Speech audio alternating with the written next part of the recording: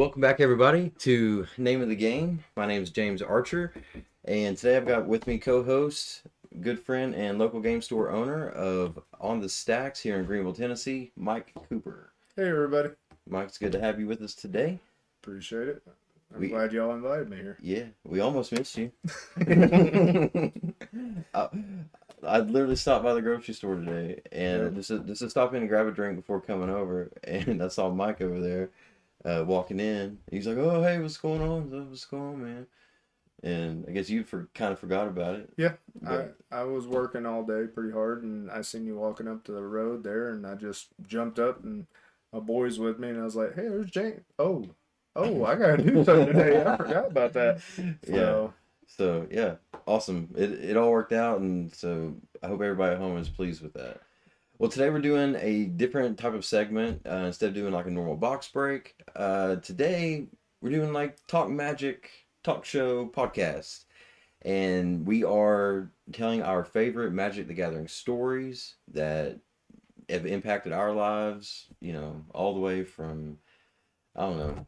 Well, mine's about 22 years. So about 22 years worth? Roughly around 22 years, yeah. I think mine's going on about 15. Well, yeah, about 15 years or so. So, yeah, we've got a lot of content in the back of our minds to share with everybody. So, yeah. So, Mike, tell me a little bit here. Are you mostly a Commander player now? Because like I know that whenever we first met, you were playing competitive Magic, but you kind of switched over to Commander.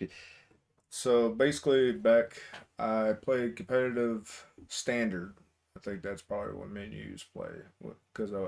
And then went to Knoxville, and I think probably by my fourth year playing, I won state for standard.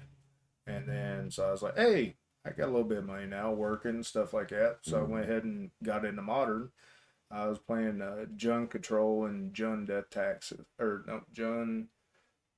The life loss guy where he gets bigger. Death Shadow. Oh, Death Shadow, yeah. So I was playing that. It was doing pretty good, but I never won.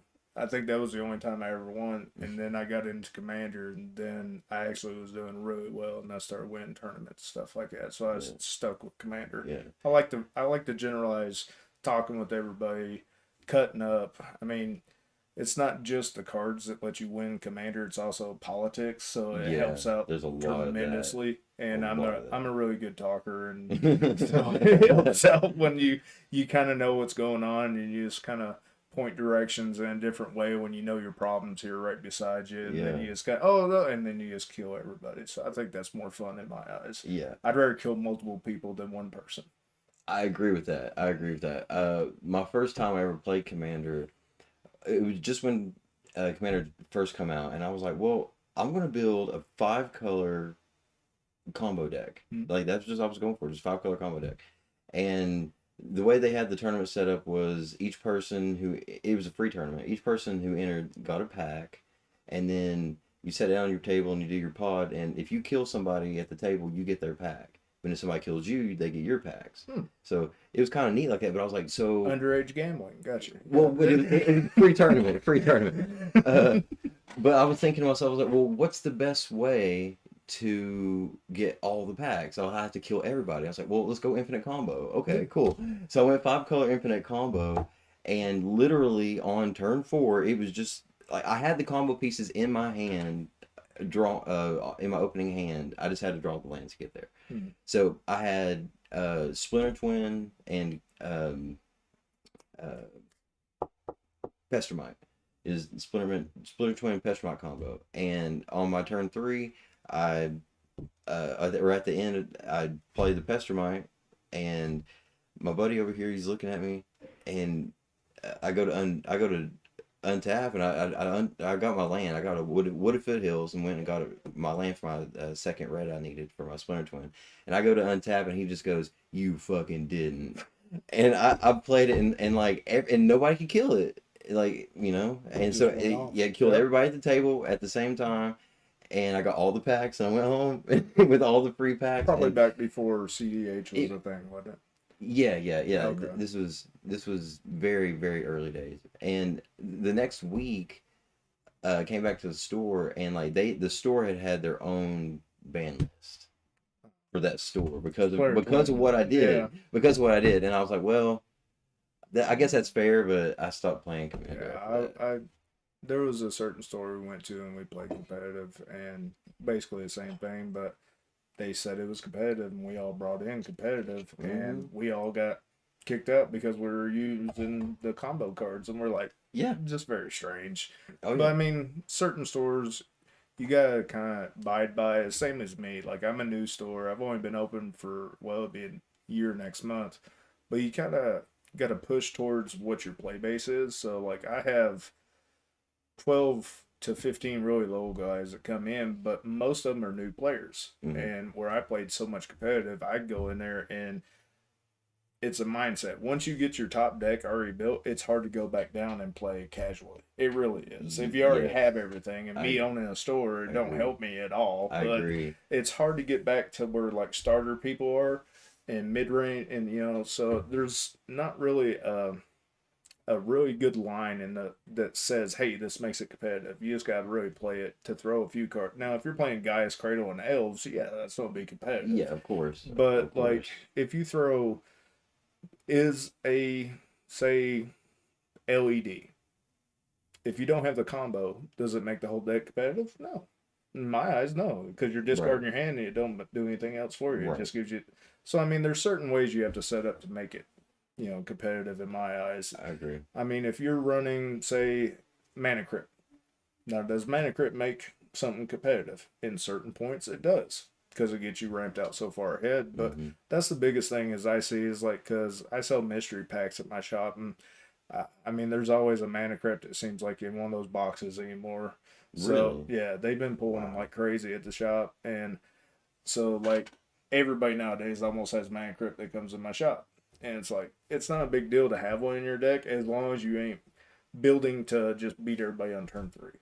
Yes. You know, Yeah. so And we keep it kind of you just had that rainbow foil yeah. Got rainbow crib. foil in. It's pretty nice. I have Whew. it. I haven't seen it. I want to come out and look at it. Yeah, Let's go it look I at it. got it came in yesterday, and it was I was pretty amazed myself because I haven't seen any of these new mana crypts in like in person yet. So I Yeah. was like, that's pretty cool. And I've sold 10 cases of this set, and I still haven't seen one. But I'm selling the non-collector versions a lot. So Right. I Right. mean, Right. it's in store. When you're in such a small town, stuff like that. I mean, I love collector packs. I would sell them if I could. It's just the job market around here don't pay as much as other big cities and That's stuff. true. So That's we true. normally stick to the lower packs and all that stuff like that. And I try to help out anybody that I can and stuff. Yeah. That's awesome.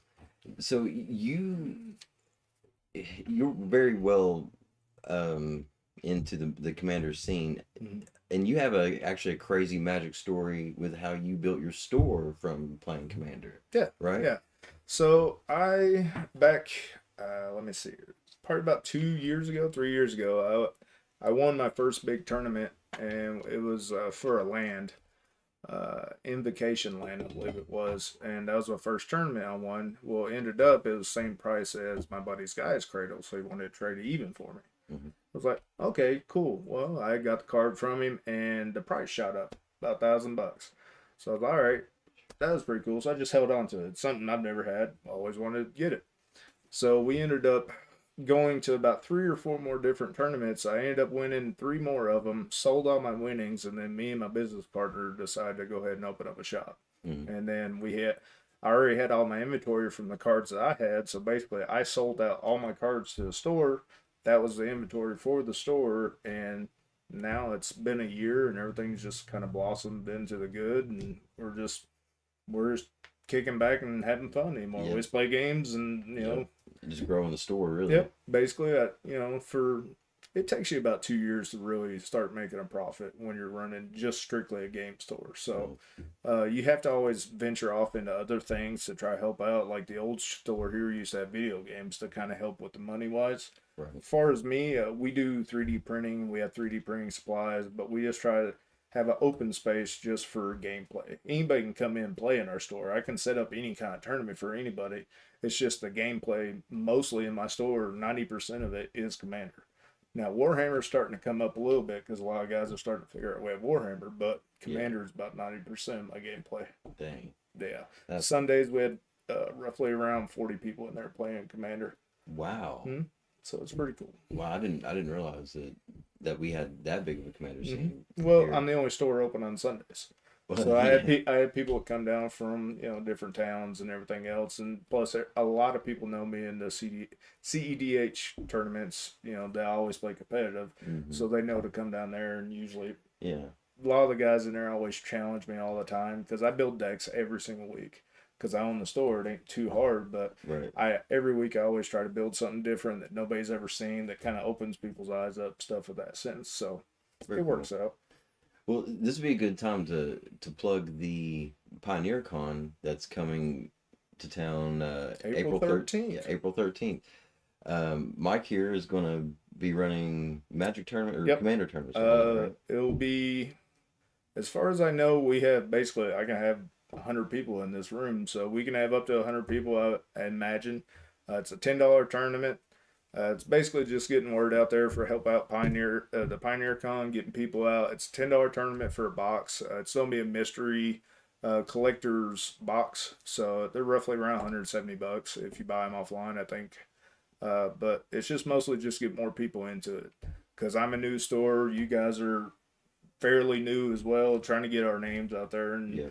luckily, they helped us out and made us a banner and invited us all to come up there and stuff. So I was like, hey, cool. Yeah, that's pretty awesome, man. I'm really looking forward to that. Actually, we just had Ben go up to ETSU Con yesterday Mhm. and promote up there. He gave out 499 flyers. I think he gave you the first He one. gave me one. Yeah, he gave you I got one. one. I got it posted, and everybody was checking it out. So Yeah. so far, I already know, like in my store, everybody's going to Yeah. it. So Yeah, and I mean, he got in touch with so many people yesterday, like vendors that could have like video game products Mhm. that they could bring in, cosplayers galore, the students setting up opportunities for internships with the ETSU students, oh, that's as cool. well as the Tusculum students that we're already working with. So, Because some of these kids really probably have some really nice cosplays. oh yeah, I haven't got yeah, to see like I've been to one big one before, but I haven't really been to a major Comic Con or anything. So I don't really even know like because Halloween was our Comic Con when growing up. I mean, we never right, had stuff. yeah, So right, yeah. That's about the only time you get to yeah, dress that was up. about it. So I Yeah, mean, for me, and I'm a little on the older side. So, but like when people go out to Vegas, stuff like that, and I see all that cool, amazing stuff, and they made it in a year, and it was all 3D printed and all this other stuff, and it's just like amazing to see yeah, some of the artwork that people actually try to do, yes, even if it's just funny. yeah. Somebody had, oh, I wish I would have thought Oh of that. man, what I wouldn't do to have like a full-on Mandalorian outfit, Yeah, like, oh yeah. my We gosh, have dude. printed one. Have you really? Yes, we have Like a printed. full outfit or Yes, just an I don't outfit? know if he won or whatever, but I did get a picture from him. We printed a full outfit for him, And he and painted it and yeah, he everything? painted it, did all the glass inside the helmet and everything. And What? I don't know if he won for sure, but I know he was up there on stage as far as like getting. I don't know. I didn't get back with him, but Dang. it looked like he could have won to me. It looked really good. So I mean, he had a little thing on his shoulder and all that moved up and down. Yeah. Yep. Yeah, we Holy made his cow. helmet and something else for him. But yeah, he's a pretty cool guy. That's Oh, really cool. yeah, because when we print it, we don't get to see it all painted. We don't paint. We just help print for Yeah. stuff, bigger stuff. And when he had that helmet, I was like, well, it looks all right, But after he put the glass in it and had it all detailed and scraped Hmm. up and looked good, I was like, well, that's pretty cool. Yeah. That's awesome, dude. My buddy commented on one of our posts that he really wanted to come, and he's going to be a Spartan from Halo, Hmm. and he does really good work. He's been making like I know it's a lot of mainly. print. I think he mainly makes like Halo based outfits, but like I'm sure he's done a bunch of other stuff, but I haven't talked to him Yeah, actually in about a long time. I don't know if you remember back in probably it could have been 30 years ago, but they used to come out with those magazines that you could order those outfits out of the back, and it was like Yeah, you remember the I do Batman and the remember those. Robin, and then Yep. like it was like, man, oh, that's pretty cool. And Yep. nowadays everybody's just doing it out of their house anymore, and it's like, Well, I mean, yeah, you just go on Amazon and find whatever you yeah, want. I mean, And you just could bring the it to your filler, door. yeah. Yeah. So let's get to some more of our magic stories. I know you've got a list that you brought with you. Yeah. Give me, I guess. You want funny or most expensive? How about that? Ooh, is most expensive involve foils? I'll just tell it. It's All right, easier all to right, tell. all right. All Here we right. go. All right. So I like I took foils. I took me and my friend, his son. We went to, I think, Charlotte, Hmm. and we went over there and we went to the basically Commander Con. So we just go in there and basically you buy tickets to go play in the tournament and you win 50 tickets and so on and so on. But when we got in there, we found out that if we just sit our tickets in the center, everybody would sit down, put tickets in the center, and we just play each other for tickets. Okay, like just And, throw it all in the pot. yeah, Yeah, basically like okay, because it's like you gambling. have to wait 2 or 3 hours every time you're doing the Yeah. tournament. So we're doing this, and then I that was a tournament I actually got invited to meet Sheldon. Okay. So it was pretty cool, and he's the Godfather of Commander. Yes. So Yes. so I was like, okay, yeah, I'm definitely going. I didn't get to meet Professor, but I did get to go there. I got That invited to did that. you get his autograph? I didn't. I got Sheldon's autograph. That's awesome. So I have his autograph, his last picture, and a picture with him on my stand at work. That's Because I awesome. mean, Yeah. I was like, that's pretty cool. And he was playing Hippo, so Yeah. For those of you who don't know, Sheldon, the Godfather Commander, recently passed away, mhm. and they're doing a Secret Layer Sheldon's spellbook secret set. It's awesome, actually. Like there's a lot that went into that set. He actually helped put design and put it together before he passed away, and they were hoping to have it come out before he passed, but anyway, He was really nice guy to meet in person. really, So it was really like, good. and I'm like I said, I'm a little older. When you go to a big tournament like that, there Mhm. ain't too many older people in there. So I was like, Yeah, and then so we kind of bonded a little bit. Like, hey man, how are you? yeah, So I mean, we're both had bad knees and stuff like that, bad backs. But anyways, we go there and we meet Sheldon. My buddy's with me, and we get our autograph and all that stuff. Judge table's right behind us, and my buddy has a double deck box, kind of like you've seen my green one, but basically it's 2 decks and 1 dice in the center. okay. He turns around, puts it on to the judge table. Mhm. Got an autograph from Sheldon. We're literally about to leave everything. So we left. He forgets it there. We get all the way back to Bristol, No. and I drop him off at his house, and I'm on my way back. And basically, it was like emergency stop, call whoever I could call there. So I call a judge that we both know, Walter Smitty, and Yeah. all them. We call him up, and he gives me to a head judge. And next thing I know, they say every judge is over, has a phone to their ear because the guy left literally $20,000 deck sitting on the table there. It had every invocation in it, every foil that you could possibly get. It was 5 color, nothing but great stuff. So he left his $20,000 decks just sitting there on the table. Luckily, it was on the judge table, and You're the kidding judge me. picked it up and took it to the Oh rep. my gosh. But the funny thing is, while we was on the phone, he broke the record for the most biggest lost and found that ever. Really? Yeah. So, yeah. Who keeps track of that? Well, I mean, Whose job is that? because the question I got asked, what kind of car would it be worth? I said, well, it's probably a mid-size SUV, Honda or something like that. Nice little 2008, something of that nature. Yeah. He's like, you're kidding me. And they just basically stop. You hear it over an announcement, and then they find the lost and found, and there it was. And then we got a buddy of ours bring it back. So we was Holy like, shit. but he called me, of course. He was just like upset. Of course, we all would be. Yeah. How much money? And I was like, bro, just calm down. Let me call everybody. It's not like I'm going back to get it for you right now. I was like, but we have people there. I can get Yes. it brought to me. Yeah. So it worked out in the end. But yes, he's much more careful about it now. And I was I like, bet. yeah, I was like, just proxy everything unless we're going to a big event. You'll be fine. I was Oh like, my god. everybody knows you have it. Just proxy it from now on. But yeah, that's why I'm kind of an advocate. I do own a store, but just like anybody, if you lose a $600 card or if somebody steals it, it does not bother me one bit if you proxy it. There's no reason to damage your cards any more than what they are. I sell cards for a living, so I know quality of cards really does damage everything. If you're flipping them in your sleeves and all that stuff, eventually it still tears them up. Eventually, so, yeah. yes. So, Yeah. I mean, it doesn't bother me or my shop if we run proxies for high-end cards. Well, that's awesome. Dude, it's still just, oh my gosh, dude, almost losing 20 grand. My buddy, we used to be a roommate of mine back in college, but he his entire Magic collection. He worked at an Outback Steakhouse, and his entire Magic collection was in the trunk of his car. And I had a few cards in there, but it wasn't a lot. His car got stolen. So not only did he lose his entire collection, but also his car. And yeah, he was devastated, man. I mean, I don't think it was It's not 20, one of those times. it wasn't 20 grand. Where's my cards, though? You know? No, But no. what about my car? Well, Yeah. I mean, sorry, but you have insurance. I don't. I mean, it was don't let me get this wrong. It was like an '87 like Honda. I mean, I guarantee his collection was worth more than the car. Oh. He was probably more devastated about that. But yeah, I wasn't really too happy either. Like I said, I had a few cards in there, but yeah, that's. Do you no remember good. your first deck you ever played? The first deck I ever played?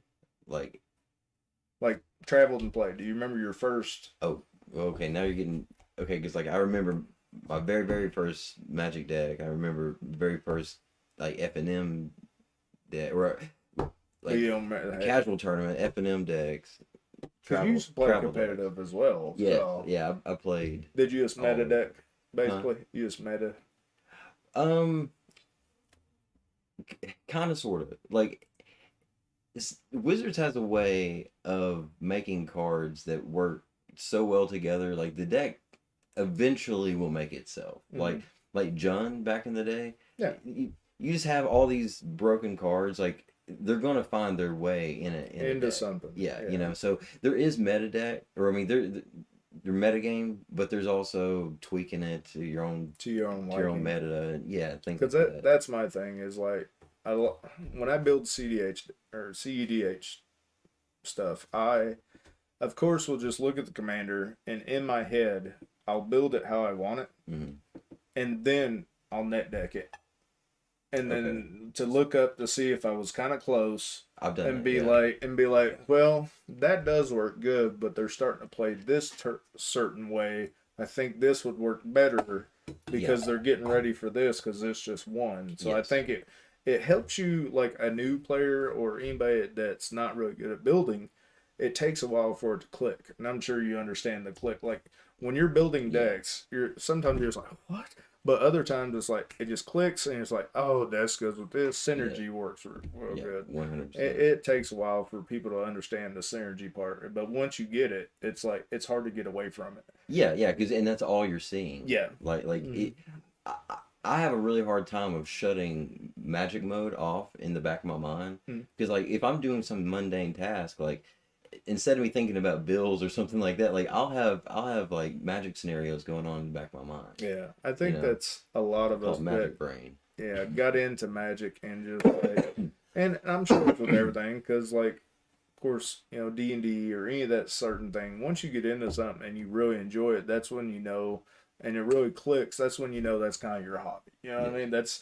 It's my hobby is now my business, but I still enjoy it. I don't travel as much as I used to, kids and all that stuff, but I enjoy playing with all my friends and hanging out with people. I mean, even before I owned the store, I used to travel with Kingsport. I used to play over there all the time. Johnson City, Morristown. It's just one of those things where you just go everywhere. Elizabethan. I Hmm. mean, Elizabethan's one of my good friends, and Kingsport, Mark and Richard, both of them guys are. And it's just once you get to a certain point of like, okay, well, I know how to build a deck. All right, I have all the cards. Well, let's just go have fun competitively. And that was my next step. And I'm I like, got you. Well, my drive was always getting to the pro tour. Like, I was a pro tour grinder. You know what I mean? Like I haven't been there. I've been extremely close. I've been as close as you can possibly be without getting it. But yeah, that's the way standard always was for me. Like once I figured out the kind of what you were saying, the mechanics of building a deck, I was just like, dude, I was kind of addicted to it, man. And then it was just I wanted to play and beat people. I think the last time 60 card format that I played, the biggest thing that got me out was like all the judge calls for like hmm everything and anything. And Yeah. like I literally about got kicked out before I even got into a con before for a Magic Con. Oh, is this what you were telling me about the other day? Yeah. All right, tell me the story real quick, and So then I'll go back because you asked me earlier about about a specific deck. I do have I have a story Well, tell about a me that specific. deck. Which one? Well, no, tell me your story real quick So first. me and six of my friends, first time we ever went to a con, I think I had my first boy and he was only a year old. Okay. So I mean we never traveled that much. I wasn't good enough to play. But we play in modern. We go and we play in I think Richmond or something like that. And there's about six of us standing in a circle, how guys do, and just talking. Well, I had Judge come out and he's now the sense on me, I'm kind of bigger. I used to do mixed martial arts. I was a power lifter and all that stuff like that. This guy comes out and he was 5 foot tall, just angry as could be, 110 pounds, and just yelling at us, "Get back in line!" And we're just standing outside, like we're in a line, but it ain't moving. So we're just talking. Yeah. Don't make me move you to the back of the line. And I'm like looking around. I was like, okay, bud, calm down. Don't make me tell you again. And I was like, bud, that's when it kind of got me. Yes, this is. I have plenty of people that met this guy, and he was like this. Oh my gosh, dude. So we was like, I'm with 3 Marines, which if you're in Magic, there's a lot of military people that play Magic. So I'm with 3 Marines. Were you in the military? No, I wasn't. Okay, I couldn't get it. I just wanted to know. But yeah, we were doing just hanging out, and he comes over to be real angry, and then I'm just like, I'm gonna move you to the back of the line if y'all don't listen to me. And I was like, bud, do you know what the back of an ambulance looks like? Because we are outside on a public sidewalk, and you're yelling at somebody that's twice your size. You need to calm down. And I was being really polite, but it was that judge ego that got him. Wow. Which, and it ain't all judges like that. No, no. Not. Like I know a lot of judges, but this guy, we were all baffled on that. And I get in, lo and behold, he was my judge for the tournament. So oh no. Yeah, I got 2 or 3 calls on me. And I was like, I'm done. I just scooped and went and played some, little events. Did they say, was he like that all the time? The whole time. No, I mean like did other people know who he was?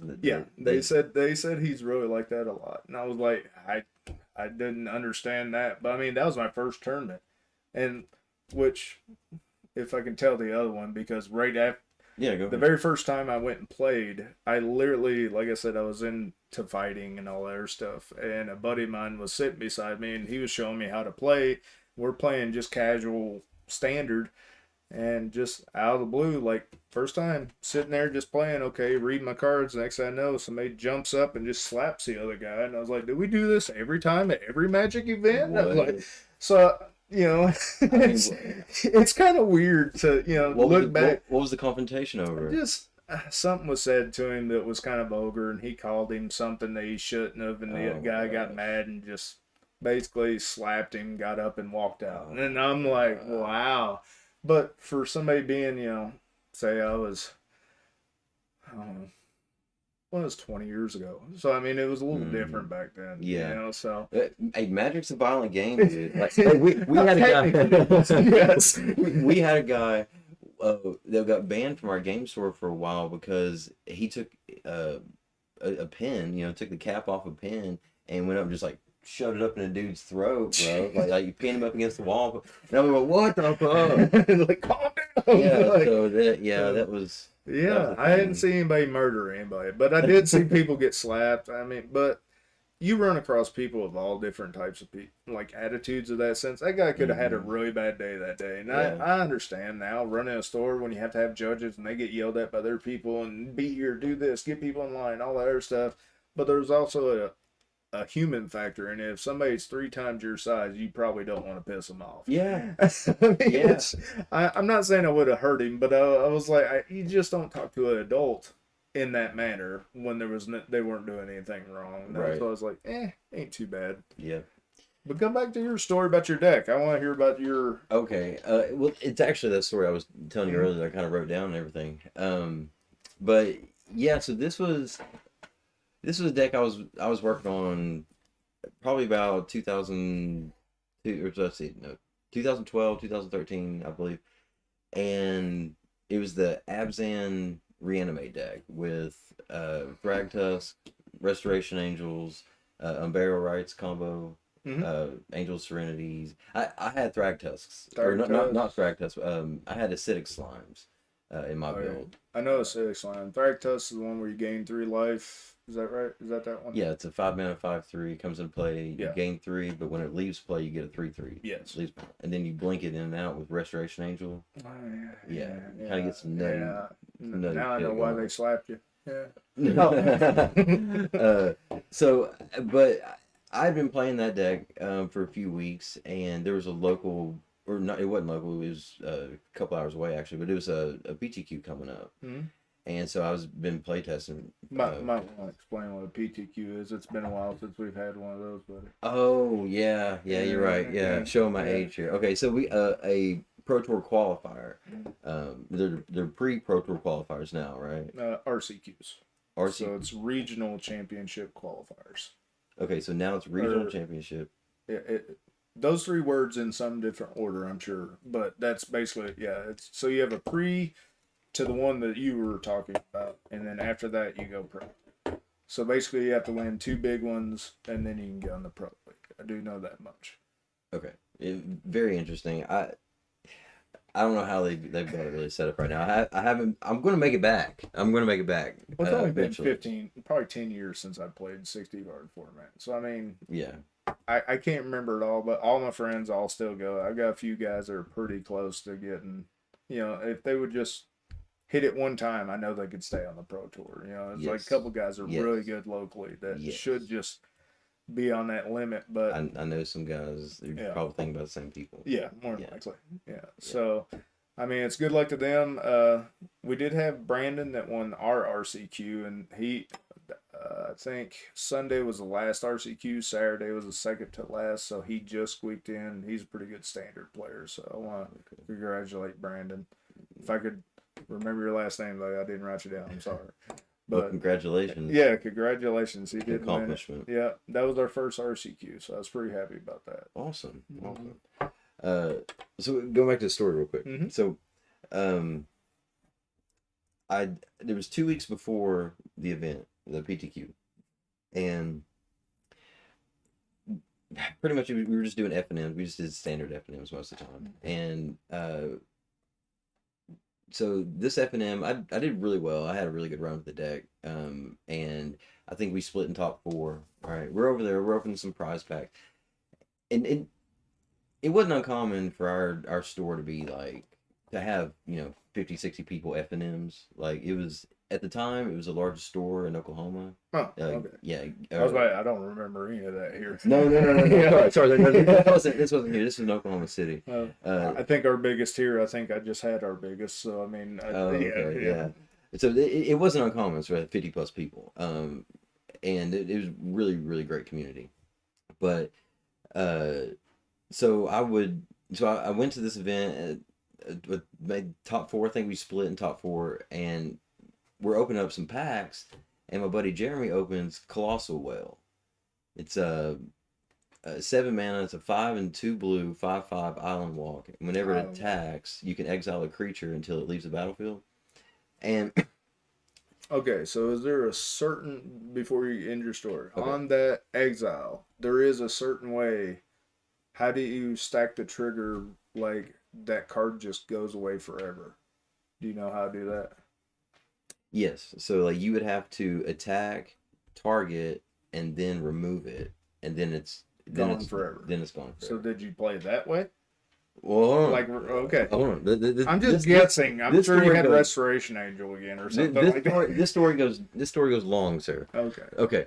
So there's a twist. So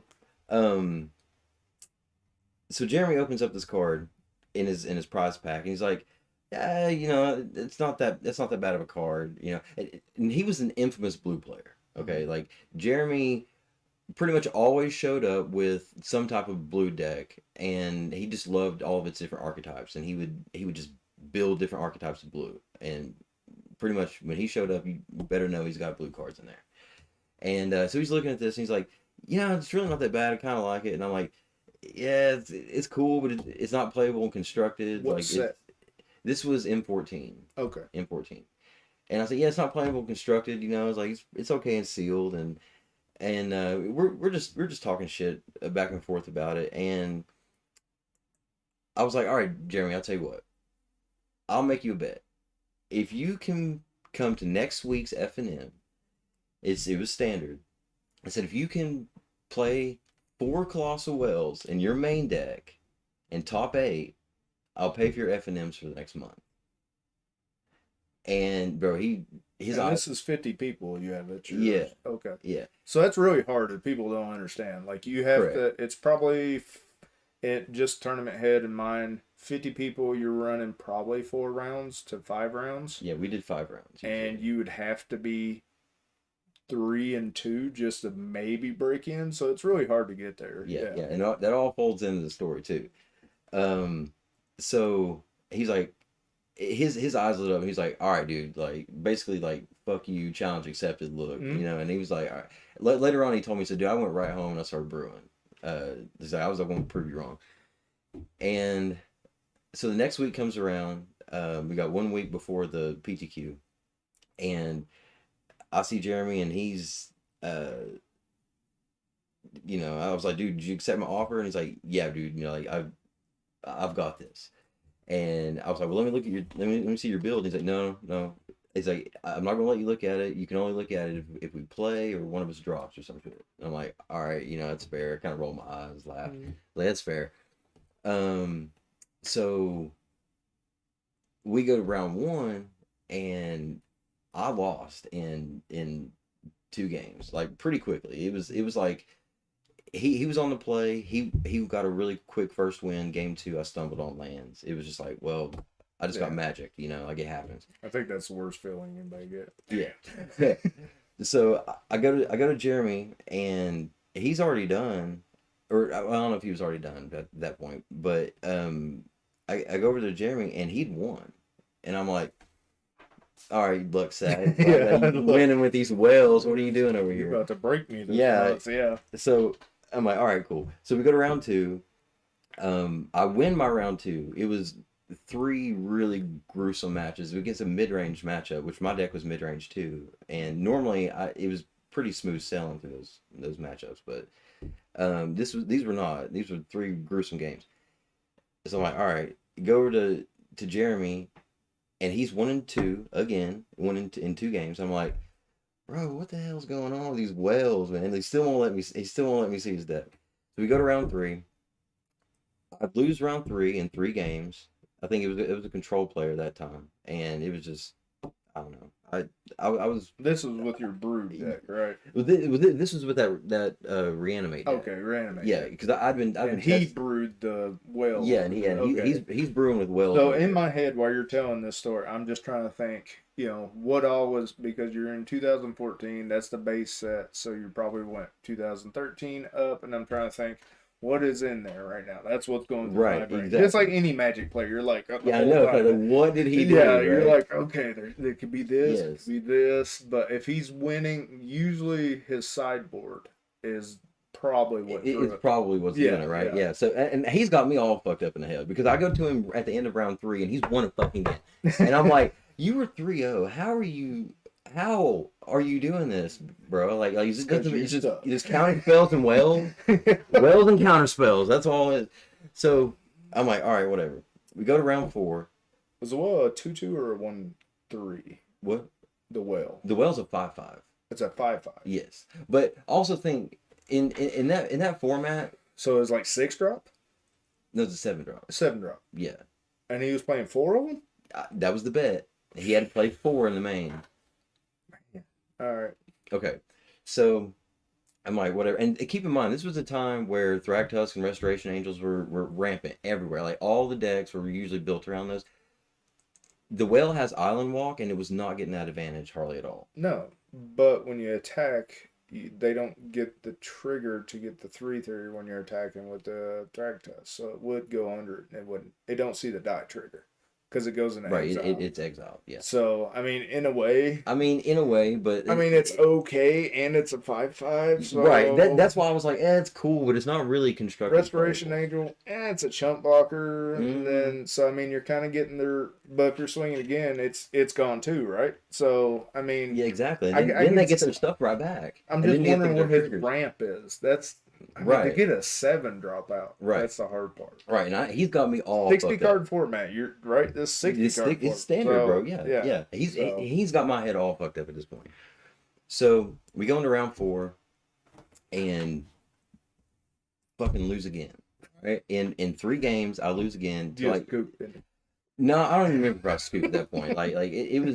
It was another mid range deck, but I was just like I should be crushing these decks. Like I've been crushing these decks for weeks. Like what's going on? Like in playtesting, because we used to playtest hours throughout the week. You know, that's all we had to do. Well, if anybody's watching this, they know. They Know. play. Yeah, they know. they Everybody understand knows what they're that, talking about. So I'm like, I gotta find Jeremy. Like I know he's got to he's up there in the top seeds now. Like he's got a loss, right? No. As soon as I walk up, like his opponent's like shaking his hand, and he told me it was 3 grindy games, like slow grindy games, but he still pulled it out, and I'm like, you're 4-0, bro, and like at that point, that guaranteed his lock of top 8, Yeah. and I had to pay all of his F&Ms, which by the way, 2 of those were draft F&Ms, so it was like $15, not $5 for draft. How much was your entry for like F&Ms? $5. See, that's what mine is now. Yeah, and this was. Yeah, this was in 2012, 2013. So See, now everything changes. Not everything, Yeah. But so I'm just like beyond myself at this point. So he gets a draw into top 8, right? And he goes and takes an hour break, whatever.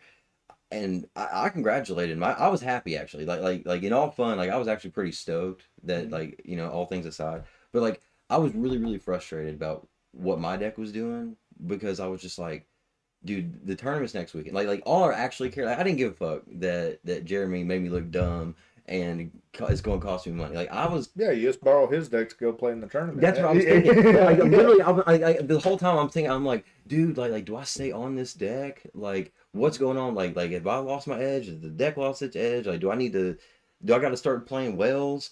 Like what's going on here? And I got a week to prepare for this. So he's got me all, you know, and Drake's. I bet you he was playing Drake's to untap his lands, or at that time it has to be something like that. Well, so here's what happened. I am trying. I'm gonna guess this before you're gonna get. You're not. You're never gonna guess. You are never gonna guess this. You're never gonna guess this. So so he leaves, and I drop at that point. There was one more round left, but I drop after or after round 4. Just so you could see what he was playing. You're standing over him. Well, he leaves. I actually told him, like, dude, my pride was hurt. I ain't gonna lie, my pride was hurt, bro. Like I told him, I was like, I'll be back whenever top 8 starts. I was like, I'll see your list in top 8. Like I went and got some food, smoked a cigarette, calmed down. You know, I was beside myself. But like I said, what really mattered to me was the next weekend, that Pro Tour qualifier, because like those Pro Tour qualifiers generally had about 150 people in them. Like they were big. You were big for us nowadays. Right. Yeah, nowadays are huge. But at that, it was like the winner. Only the winner gets the invite. So it was 150 that started, but only one was the last standing. So, but that's what we all really cared about. So anyway, I get some food, I come back. I'm feeling a little bit better, but I'm just still astonished at what he just did, you know. But I'm like, fuck it, I'm gonna put all this behind me, and I want to go in here and watch this Moby Dick looking motherfucker pilot these whales. And so I walk in, they're just shuffling up, and he wins the die roll, of course. I'm like, fucking luck sack. And I'm like, is that what he's been doing all night? Because like I was like, oh, I hadn't been winning the die roll. You know what I mean? I was like, maybe that's what, I don't know. I was all messed up. And he, because you lost money as well. So yeah, really. I'm just like, what did I get myself into? Double whammy. What's the third one? 100%. Yeah. And so they shuffle up, and they cut and present decks, and he shuffles up his first 7.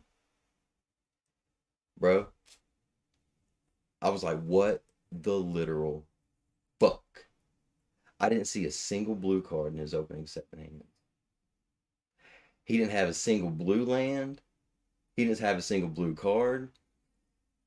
He had green, white, and black lands with all spells in corresponding colors. And I was looking, yeah, and I was looking at his hand, and I was like, this motherfucker's playing my deck. So it's the same thing. He he played my. I watched him play 2 games against that guy, smoked him. Okay, like play. I would play it the exact same way, like smoked him. Afterwards, I pulled him aside, and I was just like, what did I just watch? Like, you've had me fucked up all night. What did I just watch?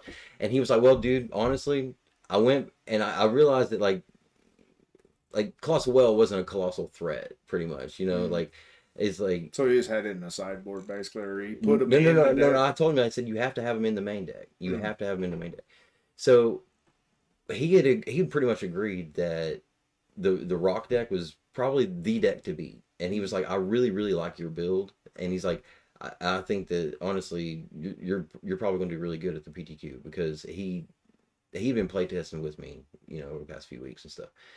And so what he did, he was like, the best chance, like he said after brewing, he's like, dude, I brewed for a few days. He's like, the best chance I could think was to just take your 75 cards and shove 4 Colossal Wells in there and hope for the best. Mm. And I was like, you've got to be Was that shitting me. was that the reanimate one? That was the reanimate So deck. he had ways to put it in the Yeah. graveyard to Okay. Yes, but here's the thing. He admitted that he obviously boarded them out Yeah. after game 1, but he only drew the well one time, and he was able to reanimate it one time. He said it was a bit underwhelming, obviously, Mm. but he said he was able to reanimate it one time. But like And everybody's probably like, but that's what he Why did, do you bro. have a whale in it? You know, That- as they're looking. bro, It's that's horrible. that's what he did, and I was like, oh my god, dude. And but it made me feel so much better because my deck, he literally had the exact same 75 I did. My deck had such a shitty performance that night. I was about ready to throw it out and either audible to mono red or start playing fucking Wells. I didn't know what I was about to do, bro. And So did you sideboard whales in for your Pete? no, I should have. I should have. It was the meme, He, man. It's like, he showed up with a 64 card deck, you know, like literally had mathematical odds against him. Had 4 completely dead cards if you can't reanimate it. He had 4 completely dead cards, and it kind of showed me that I was just like, you know, one bad tournament, you know, one bad showing, you know, a few shitty games. Like I was almost ready to dump on that deck, bro. And I'm really glad I didn't because Jeremy kind of showed me that like he was against the odds, bro. And he basically won the tournament. He split in the finals of that tournament. Hmm. He went undefeated and split in the finals of that tournament. So what did they pay in out and where you was at? Like, did they have a Back good? then, Yeah, like, did they they have usually good- had they usually paid out they usually paid out the top 8. Especially that many people. I mean, Yes. yeah, you Yeah. don't see that very often around here. Yeah. Like 50 people is a lot when they come in. Just business aspect alone, just seeing that many people playing, you Yeah. just instantly your air conditioner has to be turned up a little more and stuff like that. Oh But yeah. Yeah. there's always stuff like Yeah. that. Water bill goes up. Well, the water bill, not really. Paper towels, hand stuff. Oh, Yeah, yeah. it's just, but just dealing with that many people, it always like in my side because I have like enough room for 40 people, but I can have more. I have more tables, chairs if I need it, and just having the whole business full. I mean, it's like you know, you get a little antsy, like everybody wants something at the same time. But Right. yeah, Right. it's pretty cool. Is that have you? But What's your biggest tournament you won? Well, so that I won or Yeah, like that my, you like my your best biggest place? achievement in. Okay, well Magic. that was kind of going back to I'm really glad that Jeremy played that deck and did that night because I was about to just audible, right? Mhm. But I didn't. I played that deck, and that deck the next weekend I saw my first PTQ top 8 Hmm. performance that weekend. So it was Let us know if you have something, how well you done, or whatever else. I mean, you gotta, absolutely yeah, you gotta let us know if you have any cool stories or something like that. I like listening to this stuff because, like I said, I've been doing it for so many years, and you told me to kind of pull out some stories, and I'm like, there's so many. There's so many out Yeah, there, man. And you just can't. yeah, and our viewers have so many, Yeah, and it's that's what we want actually is on social media or in the comments, either tell us some of your stories, or I think you can use a hashtag MTG Memories, and you can use that hashtag with your story. Or I think we're also going to make a post. You can post it to that. You can put your story in on that post also. We're going to read through them and pick out a few of our favorite ones. We're actually going to read them here on the stream. So please send us your favorite MTG stories that you have, your memories that you would love for us to share with everyone else. Mhm. So, but yeah, man. So tell me. Well, I was going to ask you. I was going to ask you this earlier. I thought this was a good question. What's the most expensive card you've ever pulled out of a pack?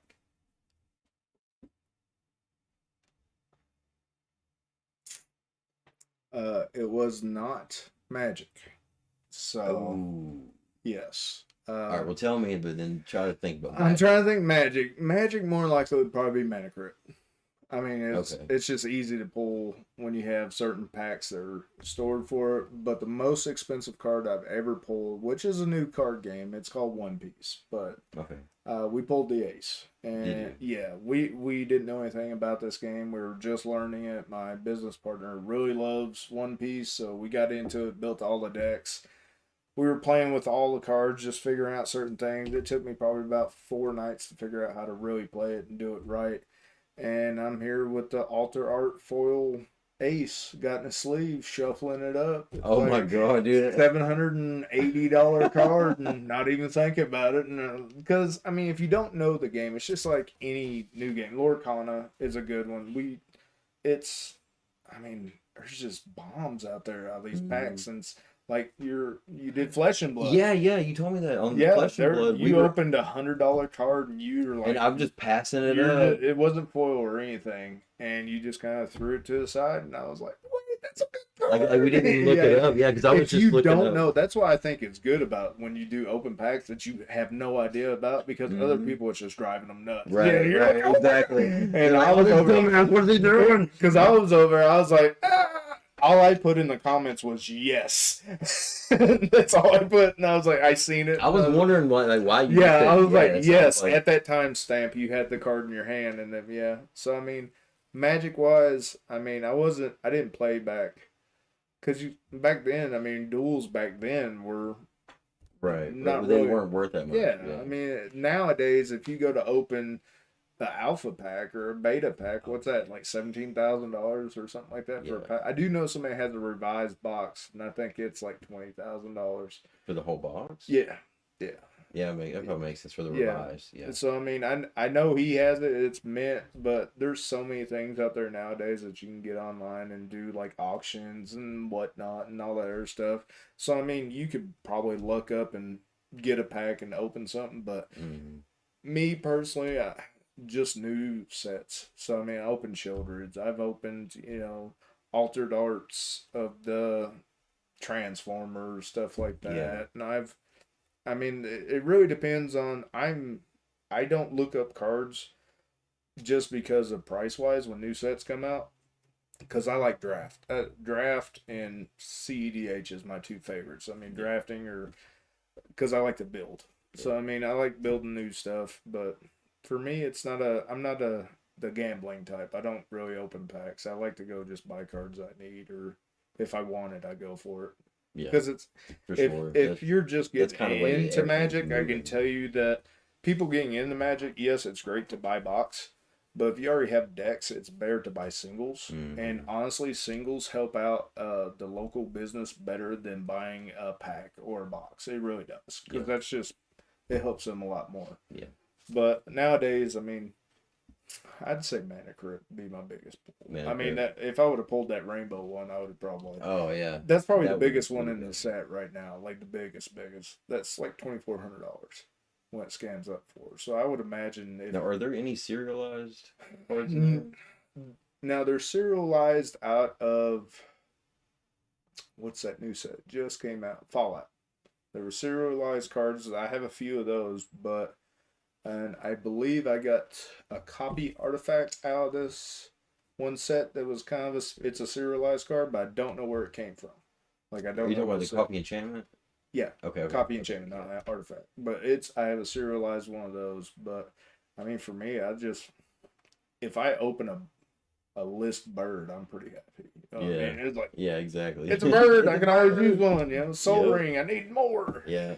You know, and Yep. that's the weird thing nowadays. Everybody used to have soul rings all the time, and it's like it's hard to even find one anymore. Like I have four. I know But they exactly come where in every they commander come deck. in everything, but nobody gets rid of them, and it's strange. That's I crazy. didn't. The shop did not have any. I had to buy some this weekend for the shop. So I was Wow. like, that's unusual when you look at it. Like, well, everybody Yeah. has soul ring.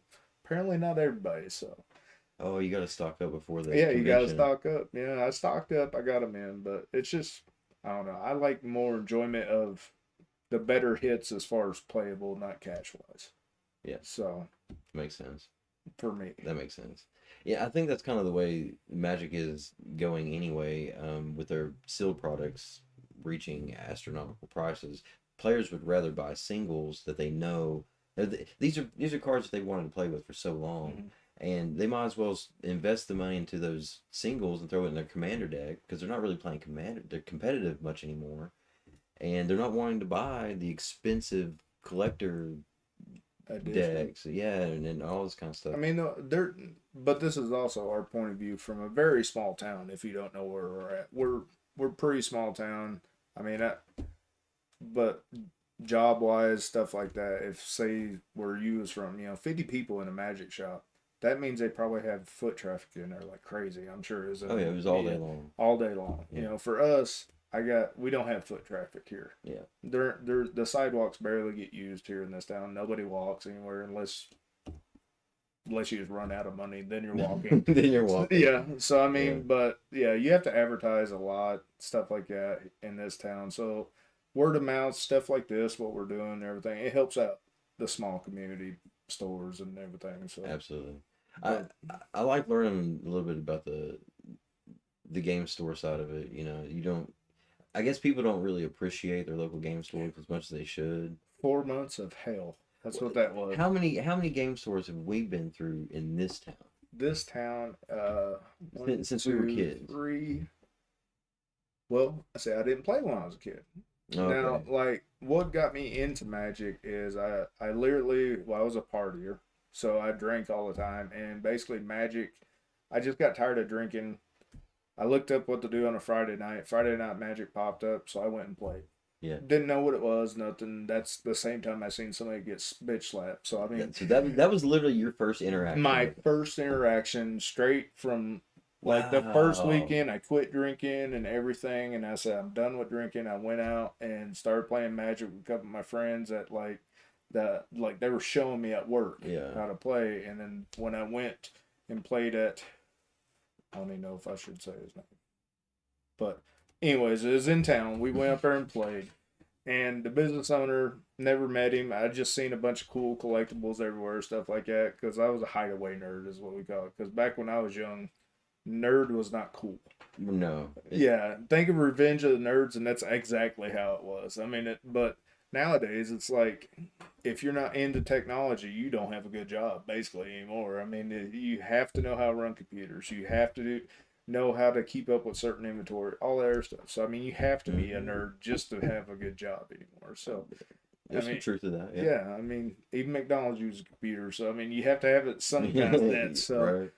but yeah, when I went up there, that was my first time actual playing in a competitive sense because you had to pay to play. And yeah, that's when I seen somebody get bitch slapped right beside me. So I was like, wow, Wow. this is. And ever since then, I've been hooked. And it wasn't just because of the slap. I was just I like, was, I was, I was. yeah. I was like, I think I was playing some stupid populate deck or something like Oh that. And I god, just, yeah, like Ravnica era, it was a deck that Return to Ravnica era. came out, structured decks they gave you for The green white standard. one. Yes, Oh my god. something of that nature. Yeah, it was just an old deck, and I was like, "Can I play this?" They're like, "Yeah, go ahead," and everybody agreed to it. I think it was out of standard, and I was like, "Well, I just bought two of them. That's how I knew I was. Well, I didn't know I wasn't supposed to buy two, but I had play sets of all of it now, so I Yeah. just made a deck, and then I played, and I'm sure it did horrible, but." I can see something really cool because I'll remember that the rest of my life. You know, you Oh never yeah. see that, and Oh all right, yeah. let's go play Magic, and Wow, your experience is so much more violent than mine was. yeah, I mean, but that if it wasn't, I probably wouldn't have stayed to be honest. You know, because I was like, well, this is cool, all right, you know, Yeah, and you don't see this every day because going to the bar. I worked yeah, at a very violent bar, and I was a bouncer, and it was just. I wanted to get away from all that because I had a kid and yeah, everything else. So yeah. step away from the frat days, I guess. So. Mhm. My first Magic experience was we were talking about it earlier down on Depot Street whenever the shop was down there. I don't know if you remember. They used to have a game store on Depot. Hmm. Um, I don't remember it, but well, it used to be behind Central Park, and that's same where person, yeah, same person. same person I went to when it was beside the movie theater. Okay, yeah, Gotcha. yes, yes. And so it used to be behind Central Park. That's where I started playing card games. I started out with Yu-Gi-Oh mainly, and then eventually they went over to Depot Street. Was he And at where the pool place was? Is that basically? I can't. yeah, I'm trying to yeah, think where it was kind of similar. I because think I it was know on the he was a same. little It was on the place. same side. Yeah. It was on Oh the same yeah. side. Yeah, That and then yeah. and so I went in there. Spencer, Mm-hmm. you know Spencer. He was the one that took me in there and was trying to introduce me to Magic, and he was showing me a bunch of of the new stuff that just come out. Dark Steel had just come out at the time, Mm-hmm. and everybody was like flipping out over Dark Steel Colossus at the time. But overall, Well, to my yeah. left, yeah, at the time it was like the biggest thing. But overall, to my left, there was a table that had probably 10 guys around it. Like, no shitting you, 10 people. And this was long before Commander was ever a thought. Mm-hmm. Like EDH was never a thought. Like, no, on no one's radar at all. There's like 10 guys around the table, and they're all playing a multiplayer game. And with their own brews of whatever it was. And all of a sudden, I hear somebody play a card, and I don't know what it was, and they played a card, and everybody just goes, "God, fuck! Are you serious? Black Steel. Jesus!" Oh. No, it, Yeah. it was Wrath of God because he blew. This was way before a lot of board wipes were around, so everybody, like pretty much at the time, it was Wrath of God and Damnation is what you had, and so So were everybody's they shit was playing blown a up. 60 card 10-person pod basically? It was just a 10-man free for all, bro. And Jeez. that's how they were playing. Like they were just having fun, bro. It Because was as soon as they get the the Wrath of God 5, 4 mana. 4 mana. So as soon as you get the 4, everybody's just waiting on it. Yeah, Like, I don't want to exactly. play it. Yeah, Like but who do but you? but they were talking about like how they'd been sitting there and playing for a couple hours and like building up the board to the point where people could actually start attacking and Mhm. doing shit. And then somebody wiped the board and they're just like, "Fuck, we got to start all over." That was my first interaction with Magic. So I don't know. Maybe that's why I like to bring the pain. Yeah, just board wipes all day. Oh, I hate playing board wipes though, dude. Man, I know one person that's literally all he plays. Well, he used to. You have Indestructible Commander and you have 32 board wipes, and it's so hard to get. It's good when you do point league Mhm. wise, because we used to do points out of Newport. We used to do points over there, and if you did, killed people off with Commander, you get more points, stuff like that. Okay. But yeah, he figured it out. His commander was indestructible, and he has had 32 board wipes, and it would just kill you. With commander Jeez. damage, and as long as you killed one person, it's 5 points. Kill the next person. If you killed them all at once, you only got 5 points. But if you killed them one at a time, you got 5 points a person. So he would just Oh. board wipe, and just but over there, their payout for like winning that stuff, like you almost get half a box over there. So we all used to go over there when you're like, man, Yeah. that's pretty good. What was the entry? $5. It was like $5 Okay. to get in, but there was always like 30 people there playing. So he did, Yeah. it was pretty He did fun. alright. That was the first time I got into points, and that's really when competitive commander was coming around. It didn't get to the point yet until like I think somebody brought out a Mox Diamond, and then that's when I actually seen like a turn 0 kill the Flash Hulk. Mm-hmm. Flash Hulk was like it wasn't hard to beat it if you knew it was coming, as long as you had first play or counterspells, free counterspells. You know what I mean? You really had to keep a one free counterspell to stop the Flash Hulk. But Yeah, Flash Hulk, that was the blue one, right? The you could like if it was in your opening hand, you could do something yes, with it. Yeah, yeah. yeah. So basically, it just comes out, it dies at the end, and then you win the game. So basically, it's the Why does it? Why does it?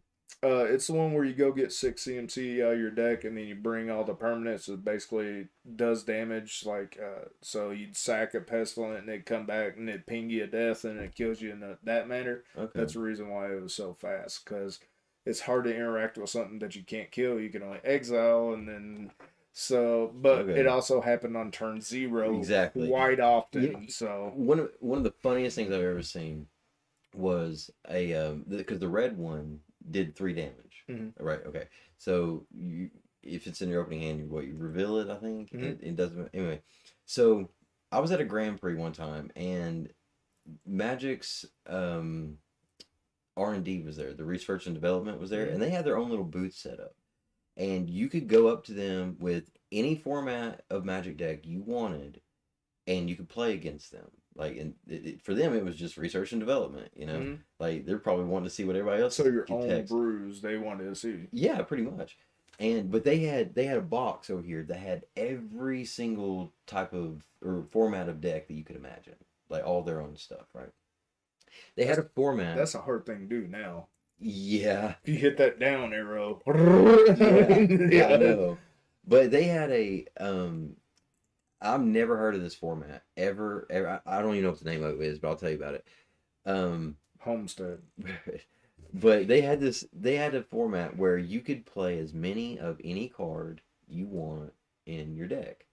It didn't matter what it is. You can shuffle it up, play with it, and some people were like really building like some crazy shit. Like oh I've got multiple moxes. I've got multiple this, multiple that. Like really trying to go off on turn one, just kill somebody, right? Mm-hmm. And you can just go and play for free. And if you win, you got a pack. They would give you a pack. Yeah. Okay. So I watched somebody. He went over to the side and got his collection out, built something pretty gross. And like 10 of each card in it, and he brought it over there to him, and they open up the opening 7, and he has 7 of the red Hulks in it, and just goes 21 damage. You're dead. On turn 0. I mean, it worked. It worked. It worked. And I was like, bro, that is so unfair. Or just get that other red one that no, the white one that makes a 1/1. Everything costs 2 more for your first spell. Oh, yeah. Yeah. Have a bunch of those. You're Yeah. like, Or whatever your first spell is, it's 20. What would happen? What would happen if I had nothing but Leyline of Sanctities? You can't target me. I mean, how did you win? Yeah, neither one of you Yeah. would win. It would be.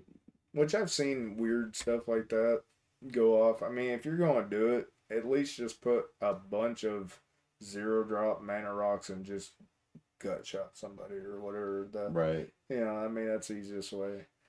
I like how everything is now. Like, it's been a minute since Commander has got a ban list, and I think, what was it? Living In just got basically neutered this past ban. So I think it's kind of, but Ardent, bro, people are already on Ardent Plea.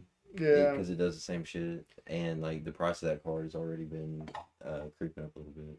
But I mean, I enjoy different formats, but like I said, nowadays it's hard to keep up with all of them because we used to play when you had your Commander and then you had the Planeswalker right beside it, and you play that one, and then a 2-headed giant, which locally, me and my buddy is, I think we're 4-0 right now, I believe. So a 2-headed giant, we used to travel everywhere and play all that. So Nice. we used to like it pretty good. But now, I mean, over the years since I've been playing, I've seen people just come up a lot better as far as it kind of clicked. I was talking about the click earlier. It clicks with you, and then you start understanding it. So I've seen a lot more people come up. I think it takes time to understand. You have millions of cards now that you have to cycle through. There's a little over 50,000 different Magic cards. Once I get past Ice Age and I'm sorting cards, I gotta look everything up. I don't know. I was like, I don't know if these cards are good anymore. I mean, I know some Ice Age. Everybody knows the big hitters, but I mean, if your first prints of Magic cards say on Onslaught, maybe no, probably farther than that. Like Arabian Nights. I don't know if Arabian. I think Arabian might have. I can't remember, but I just pulled a There's Alliance. common. I think alliances. A common alliances that was foiled and it ended up being $45, and it's over in the No, boat. Alliances didn't have foils. So it has to be a foil. But yeah, Okay. like some of those cards I pull across, you just never know. It's No idea. yeah, and it's just even though everybody like if you own a store, you get asked all the time, every single day, "Hey, how much is this?" And for me, I have 500,000 cards on hand. I can't keep up with the price on my head. I mean, That's the best thing TCG player has done. Like if For people game come in, store. hey, how much is this? Well, let me pull out of the case. Bro, I'll scan it for I've you. worked for game stores, bro. I know, like, having to sit there and look up every single one. Oh, the lookup. it gets so annoying. Lord Kana needs one. If Yeah. you're gonna be the biggest, same as Star Wars. If you're gonna be the biggest, hottest newest thing, you better work on your app. Yeah. Because that's really what kills you. Like I got people coming in buying cards from me, and I have to type in every single one, and it slows you down. They're like, "How long is this gonna be?" You pulled out 200 cards. I'm trying. I mean, Yeah. all I can do is type Yeah. up each thing. So, but I mean, I enjoy it. It's something I dream to. Everybody, it seems like playing. Everybody dreamed to have a game store, and it's like now it's a reality. It's pretty cool. I mean, eventually it'll grow into something where I can quit all my other jobs. But I mean, right now we're just having fun. We're trying to get the word out. So Yeah, that's exactly what we're doing. yeah, Exactly what we're doing. Telling good stories over here. stories. I hope everybody's been entertained. Well, you never know. Jimmy, about what time we got over there? It is 8:12. 8:12. How long we been running for? An hour. Hour and 12 minutes. Hour and 12 minutes. Well, we got. We want to go a couple more minutes, or Well, I guess we can just promote what's going on. And then yeah, we call it a definitely night. need, we So, definitely I need mean, to promote what's yeah. going on. Well, real quick, I was going to tell you one of my best scores, my best scores on like a random foil I got was yeah, inside joke. One of the best scores I got on a random foil. I was at there was a store in Oklahoma City called Vintage Stock, and they had like video games and CDs and movies and all kinds of stuff. But sometimes they would randomly get kids, Magic. if you don't know what CD is, you just But sometimes they would randomly get Magic cards in there, and I was going through. Yeah, cassette tapes. Yeah, 8 tracks, vinyls, all that stuff that we're into. But I was going through this box of Magic cards, and I'm like pulling out, and some of the stuff I knew was actually decent money. They were all 50 cents a piece. There was a Damnation in there, Mm-hmm. Garrick Wild Speaker, which now it's probably not worth a lot, but at the time was worth pretty good money. There was a foil Jorah from Ravnica, the one. Artifact spells. Is it that one? Yeah, the one blue and a red. Yeah, whenever you cast a historic spell, draw a card. No, it's like she can allow you to suspend stuff. Oh, this is the other one. Yeah, she allows you to suspend stuff. I think she's from one of the original Ravnica blogs. Mm. But anyway, I found that random foil in there. Wasn't thinking anything of it. I just thought it looked cool. I went home and I looked it up, and it was $150, and I could not figure out for the life of me why. And it had been because the Commander had literally just hit the scene, like a few months before that. Commander just hit the scene, and everybody was wanting to play this Jorah in their Commander deck, dude. And I ended up trading it in like the online trading to Star City Games for store credit to get a bunch of cards I wanted. Which out there, I'm sure Star City was probably a little closer. No, Star City Games is in North Carolina. North Carolina? Which one am I thinking of out west? I don't know. Channel Fireball. Probably. Yeah. I think they're out in like. Usually when I order, if I ever order, I would order from out this way, just because shipping time. Because anytime we ever ordered, you're waiting. They might be in South Carolina. Yeah. I don't know. They're on the East Coast. Yeah. Yep. But yeah, that was a really good pool. I always like finding really good cards, and add them to your collections for dirt cheap. You can't beat that feeling, dude. I mean, Like, I miss going to. That's the reason why my store is set up how it is, because I grew up going to stores that you had to dig yep, for the stuff I did that you that too. need, I was there for hours. because you would look through all the cards, and nobody knows all the cards. A computer can barely hold all the cards, but when you Mhm. look at cards and stuff, oh man, that'd be really good in my other day, and you just sit down because you're reading everything as you go. So we are 100% a dig store, and I have a box like that. Sometimes I might miss it over there, but I have a bulk Yep. box over there that 10 cent a piece. If you pull something out of it, that was my fault. I don't. I mean, but when you're going through that much, you don't miss something. It's No. just part of it. Yeah. Because I did the same thing. I used to pull from a place in Johnson City and went to another place, got store credit because they were Yep. 10 cents a card. I used to do the same Yeah. shit, bro. In Oklahoma City, there was a store that had boxes like those long boxes, Mhm. you know, but they were literally floor to, I don't know, probably 7 feet tall, bro. I mean, like they were in a huge, like if you would put it on a pallet, it probably wouldn't fit on a pallet, dude. And you could just go through those forever and ever and ever, and they started out at 5 cents a piece. I slowly watched them raise their prices, and I swear I think it was because me and my friends would do this. We would go in there for hours digging through boxes, and they started out at 5 cents a piece. It went up to 10, then it went up to 25 cents, and then it went up to 50 cents. You know, And then they started separating it. Okay, and if then it's this one, yeah, yeah. But dude, Yeah. I took Mine's that still 10 store. cent a piece. I liked it like that. That was one of the ways I'd grown my collection up in the early days. Which FYI, I don't have a collection now. I sold it all off, but I'm slowly building it up now. But in the early days, that's how I built That's why my it's good to have collection a up. friend that owns a magic store. Hey, why do you think he's on the podcast, right? But which, by the way, I would like to plug your store a little bit, Yeah. because On the Stacks has been one of our proud sponsors of donating to for our box breaks. Mhm. So Uh, thank you again I'm for you and on- Jensen. Yeah, Jensen. I'm the other partner, so Jensen's kind of a silent partner. He's a very soft-spoken man, so I leave him out. I do all this type of stuff. I do all the phones Yeah. and stuff like that. So, And he's the muscle. well, he's the brain. So I am just the brawn, I guess. So. When But they yeah, don't need a we're on beauty. 402 East Bernard Avenue in Greenville, Tennessee. So I mean, it'll be a year next month, like in a few days. That's how long I've been there, a year.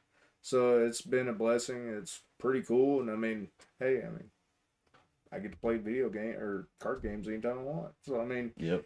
but there is other things you have to do for a store. It ain't all just fun and games. I mean, because if it wasn't out without the internet, I probably wouldn't have a store, honestly. Just because we're in such a rural area, Yeah. but it helps out to have tons of friends. I mean, when like out in Washington, I went out there and like you're 2 hours away from anywhere when you live out there. My brother was.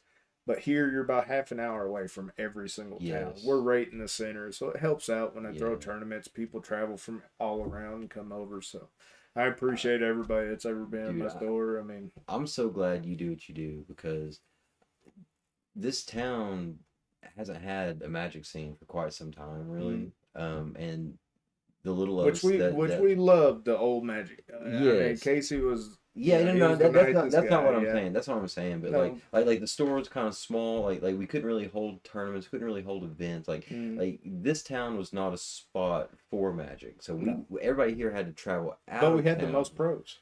This is true. I mean, dude, I'm not kidding. I'm not kidding. Like our town has spawned some incredibly good Magic players. Two really Incredibly good judges, Smitty and Walter. Yeah. I mean, Yeah. they're known pretty well in this community, but out towards, I mean, they travel everywhere. So I know everybody knows Smitty and Walter. If you play competitive, you know those guys. They're just really nice guys. But yeah, they're from Greenville. Bird, was it? Caleb. Yeah, Caleb he Bird. was Yep. there. Yep. I used to play test with him. Yeah, I mean, we have quite a few guys. Nathaniel. Yeah, Dosher came pretty close. He used to travel everywhere. I mean, we just have a lot of really smart people, and me just getting into it back then. I mean, I was playing with 2 judges and 3 pros, and I'm like just getting in, so I just got hammered into playing man. correctly. Exactly. Like And that's what I'm so grateful for. that's what I like when we're doing Commander, when I sit down and play, it ain't just because I'm sitting back there the whole time, just like now. When you're talking about decks, I'm just immediately. But when I'm sitting back and listening to the guys play over there, I'm gonna go play and show them kind of what they're doing wrong.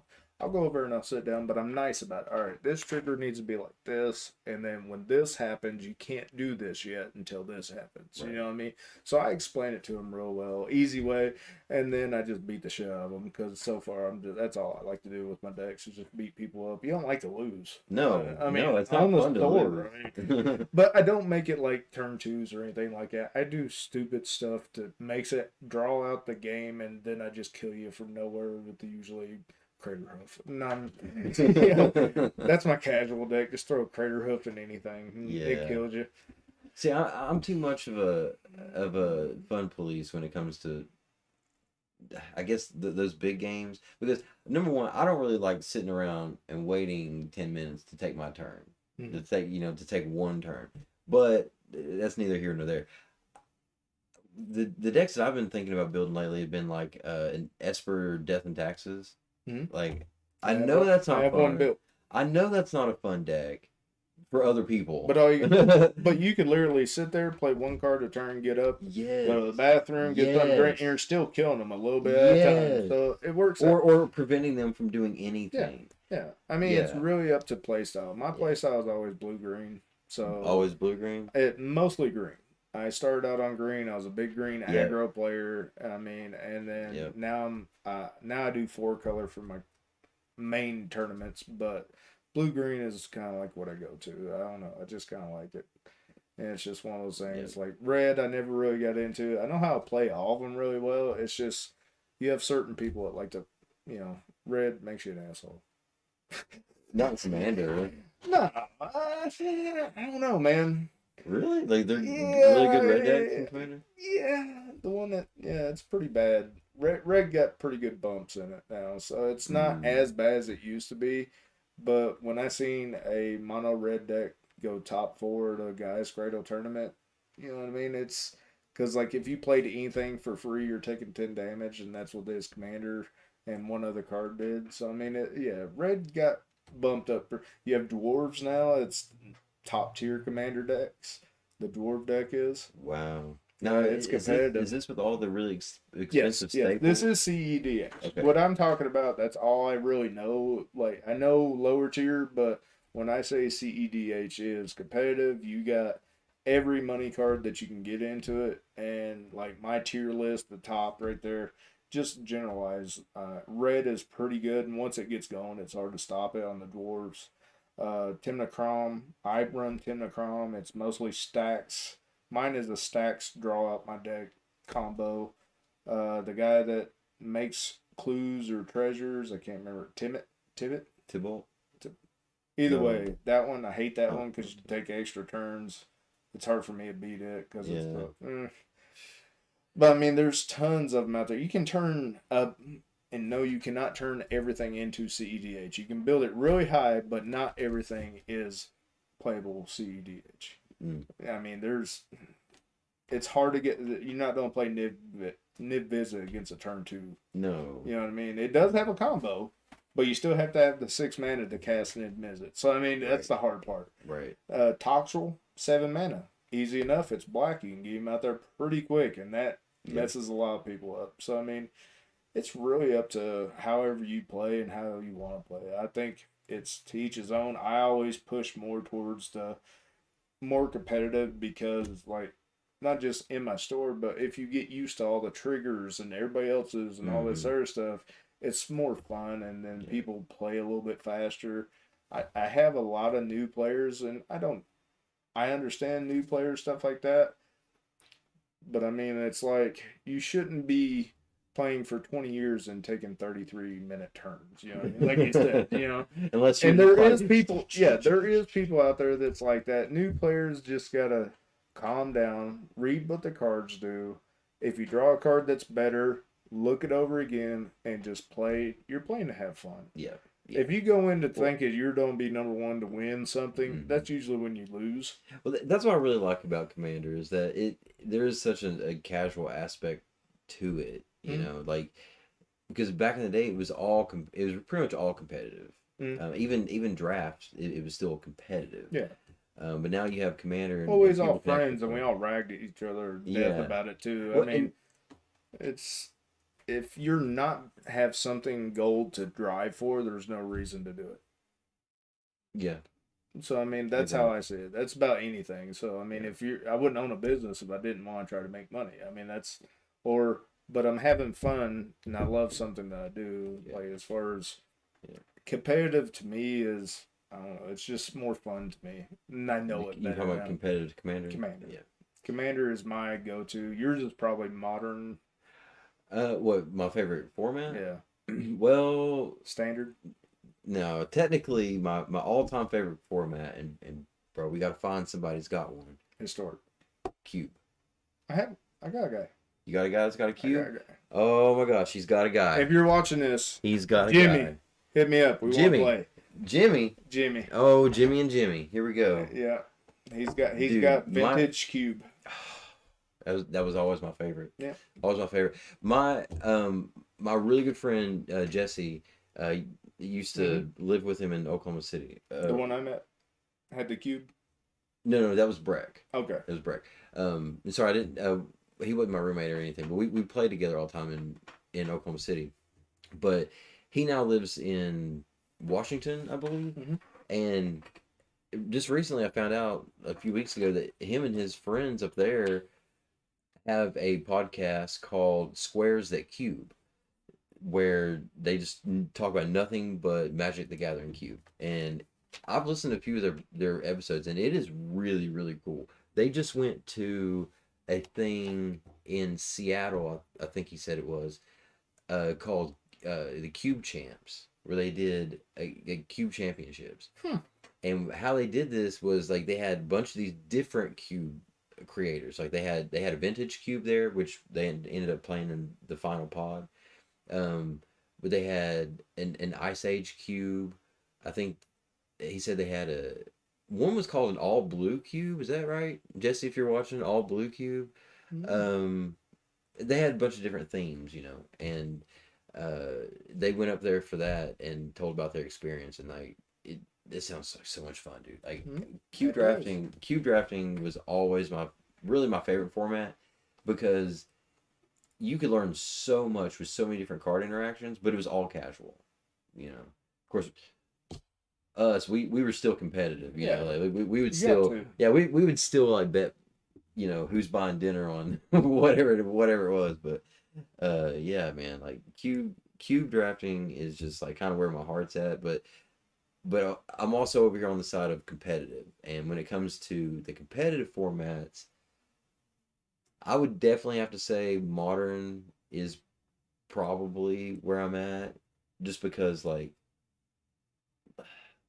Legacy's a little bit too expensive. You know what I mean? Like, well, I mean, I used to play Legacy. Like, I used to have all the expensive stuff. Legacy's a little bit, but I mean, if you already had it beforehand, it didn't matter. But lately, I've been looking into Pioneer, and I've got a Pioneer deck that I can kill you on turn 3. It's pretty damn quick, but I'm still working on it and trying to figure out what to do. I think all I have is mono white. Mono white. Mm-hmm. Yeah, we have at least one deck at our store, so if somebody comes in, they'll have a deck. I go ahead and lend them a deck out if they need it for to play in the format. So I have standard, I have modern, I have at least one of each, just for it's. I didn't build it, but it's like one of the cheaper ones. It ain't gonna be, I ain't gonna give you a winning deck unless, you know what I mean. But I give you enough to participate. Yeah, mono red, burn, modern. I mean, Pioneer. You just gotta change a few cards out, and then. But yeah. Well, man, I think this has been a pretty good segment. Is there any other stories that you have that you just kind of dying to get off your chest? I think that's about it for me. I don't want to give all out on first go. Yeah, we don't want to. Yeah, we don't want to flood everybody. Yeah, we got a lot. We're probably at an hour and a half now, so I think we're. Yeah, we're probably about. Got to mention Tusculum again. Yeah, definitely at Tusculum University in Greenville. Well, technically it's Tusculum, Tennessee, but in Tusculum University, April 13th, we have Pioneer Con. It's their first gaming convention. We're gonna have Magic the Gathering tournaments, Warhammer tournaments, video game tournaments, cosplay competitions, um, Food. food. Yeah, we got food trucks. Yeah. Yeah, most importantly. So come check that out. It's only $3. Probably the cheapest con you've ever attended. $10 for each event. Yeah. If you're doing because I'm doing the Magic, I'm over the Magic, so I'm doing $10 for the entry, and we found out everything else was $10 to enter. If you want to play Rocket League or something of that nature, or Smash Bros. I don't know what are they having. I think they are wanting to do a Smash Brothers tournament. Yeah. Okay, so yeah. Yep. So bring your kids, definitely. Oh, yeah. It'll be kid friendly. Yeah. We'll have fun. I promise we will be fun in front of the kids. No bad language. Yeah, everything. This is cordial. more adults, so Yeah, uh, but it's going to be a huge time. Huge for us. A lot of fun. I think it'll be really good for the college as well. But please come and support us there. Also, don't forget to either leave it in the comments your favorite Magic the Gathering stories, or you can create a post using the hashtag MTG Memories. We're going to go and look at those. We're going to pick out a few of our favorites, and we're going to read them back to you on the stream next time we do this. Mhm. And tell me your biggest pulls. yeah, Yeah. I mean, I know Mana Crypt's a good one, but yeah, anything better. I mean, we didn't. We really. This has been a pretty tame conversation actually, because we've got crazy stories. I mean, give me your crazy story of whenever you went out of town to play in a big Magic tournament and something crazy happened to you. You know, like we want to know great stuff like that. We've got those stories. They're coming, but we want to know yours as well. But let's see. Oh, and once again, I want to thank Mike for being here with me today, and thank to On the Stacks for your support and your sponsorship for us. Once again, you want to tell them your info? They can go find you. Can they find you on TCG Player? yes, I am actually on TCG Player. If you go to GC on the Stacks, just Google search, you'll pull up my address or my Google page, and it'll have my website on it. But under TCG, it's called GC on the Stacks. So I do have all that stuff. GC on the Stacks, and that's STAX. Yes, STAX. GC is Jensen and Cooper, because usually I'm known by Cooper, but I understand. Yep. We get to call him Coop. Yeah. You know. But we're located in Greenville. No, can't snoop around my bus. But yeah, I mean, everybody's welcome. We play any format in there, any card games, any board games. I mean, I'm just an open facilitation tables, so you just come in and play. I mean, it's a table fee. It's $5, or buy anything in the store other than food and drinks. But yeah, I mean, it's just simple playing games for adults. Yep, that's what we're doing here. We're building communities through tabletop games. That's our mission here. Well, if we don't have anything else, then thank you all so much for joining us, and we hope to see you in the next video. And until then, remember,